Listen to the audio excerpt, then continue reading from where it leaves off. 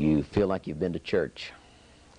It's the only other videotape that I had that showed an actual teaching opportunity.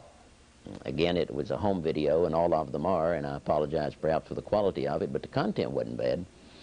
The last video that I expect to show you is just a little bit of a program of graduation into graduate school last year. This is only about 4 months old now, and it shows me in a couple of perspectives with regard to announcing graduates, giving instructions, making a little bit of a speech relative to what colors of the academia all mean and all of that business. It's just some isolated shots, and we'll just show one after another. Perhaps it can give insights and perhaps it can't, but it'll be the last one. After it, I'll give a little wrap-up and then put the whole tape in the mail to you. Thank you.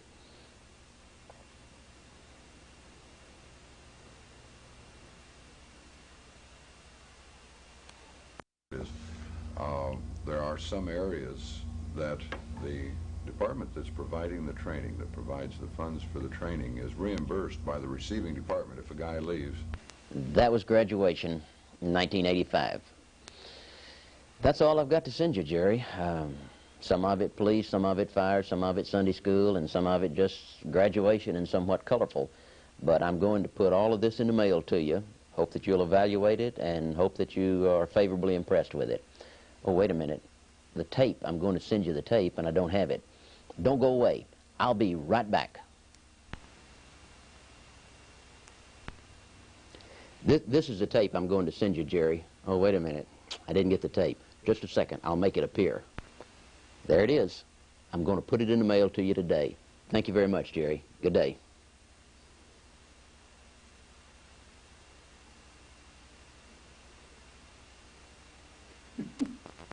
The prorated amount of your uniforms, which are now useless.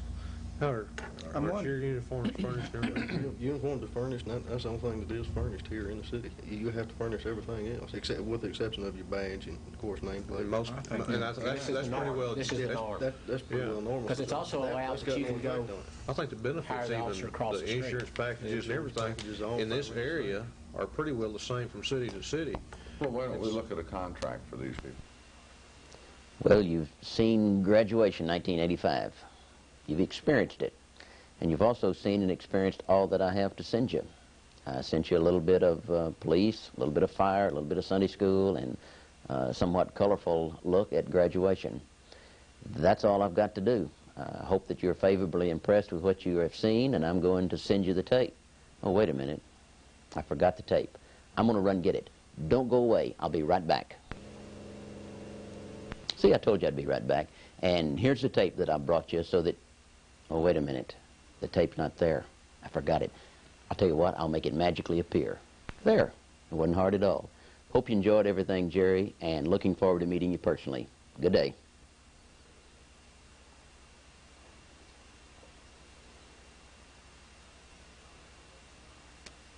You're still going to lose a man. Yeah. Plus the fact, That's true. on the recruiting end of it, if we just going to do this in one city and 37 cities immediately around us don't do this, how does that affect when you're trying to recruit somebody? Come to work for us, and we're going to have you sign a note for $2,000. Go to work anywhere else. Kind of like going in the Army for 2 years. In reference to what he said, if a man wants to go to work for you bad enough, he'll tell you anything. Sure. You know, he'll tell you anything. Yeah, I'll be here for 2 years. I'll be here for 3 years. You know, just But how about the man that you want to leave at the end of 6 months? Won't leave. And you're trying to find him another job. You know, you're going over next door and saying, now, James, I got this good man here. I said, I'll even buy his uniforms and send them with him. I think what we've got to do is just make it more attractive to stay where they are. By giving them the training, giving them the opportunities to do what they want to do. The personal enrichment, the professional development. What can a small department give there?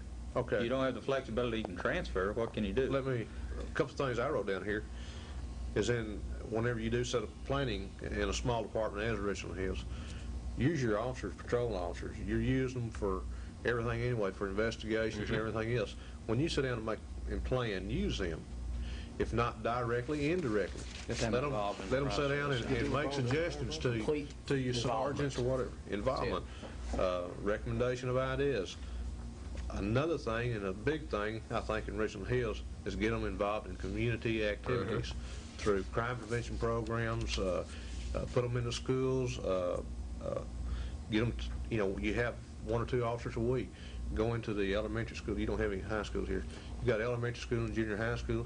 Get them to go in and talk to the kids and everything, especially officers that really like the kids and everything. Identify with this city as their city. Well, you get that officer to believe that, hey, he's a part of this community. He's not leaving, if he quits, he's not leaving just a job. He's leaving the community. There's a more close-knit tie, and I think that's one of the problems that we all have, is that we don't sometimes feel a part of our community. We can jump in our car and go across town and visit our friends and everything. And I think that we need to feel like that we're a part of this community. I came from the north side of Fort Worth, spent 20 years over there. I don't feel like I'm a part of that community now. I'm Northeast area community. And, these are, I think, very, very good ideas as far as tying the officer to the community and making the officer feel like he belongs or she belongs here. But it may kind of come down to the bottom line. Are they going to be able to support themselves? Or are they going to miss out on financial opportunity I think that's basic. I think that's basic. And given the fact that this is a relatively small department, perhaps we could consider some incentive pay plans or some step programs that might keep the officer from becoming at least financially frustrated at the end of 5 or 10 years if they can't be advanced in rank. Well, one thing I've seen that really helps, especially in a young officer, is that you get this young officer involved in the criminal activity itself.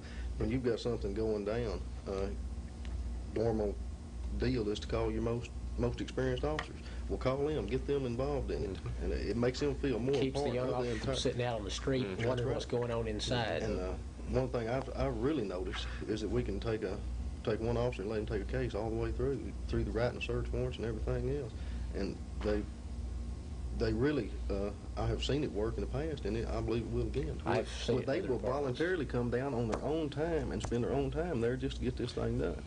That sounds outlandish, but it really does. Well, I've seen a lot of times, in fact, we all know we can all answer to our own selves. Why are we interested in this job? Is it because of the financial rewards? Is that why we want to change? Or is it because of something other reason? Yeah.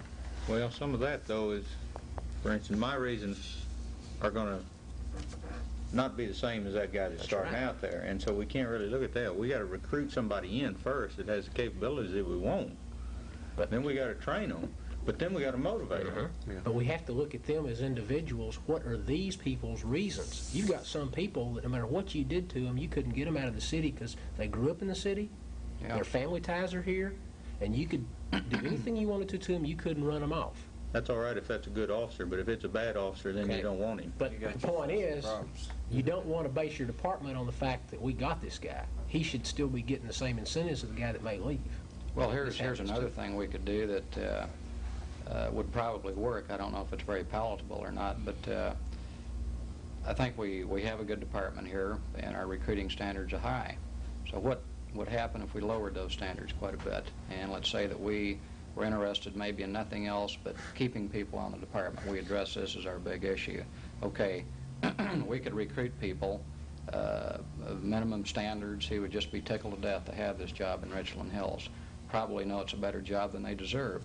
Chances are they wouldn't leave because they know they couldn't get a better job somewhere else. But then we're going to compromise the quality of our But we're also going to run off the rest of the department when we do this. Sure. You're going to run off the people. Because the good people aren't going to put up with this. They're not going to work. I understand. I'm not in favor of this. I didn't think so. Police officers are strange animals. Give them a little space. Give them something that's theirs, like a desk. Give them a car. Say, all right, this car is yours. You take care of that car.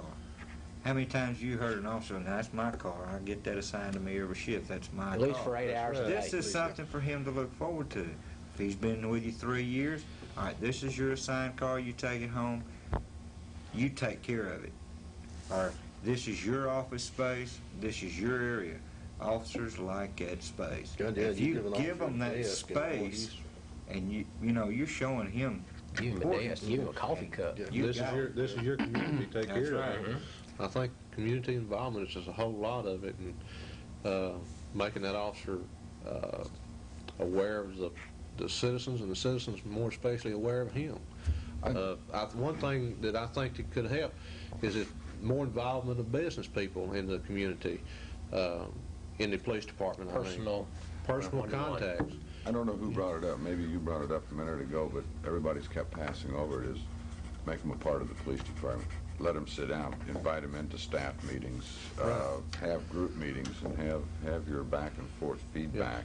Sometimes I've found that Let if you them have a on the departmental meeting, the chief's not there, sometimes not even anybody of rank except maybe a sergeant, and say, okay, y'all gonna have a departmental meeting. I'm gonna walk out of the room. Y'all discuss what you want to. Maybe give them some topics that you won't discuss, and things like that. And sometimes that helps. Not always, but sometimes it does. Well, why Sometimes. walk out of the room? Stay in with them. Let them Well, get your I input. do sometimes, but what I'm saying is not always do you want to stay in that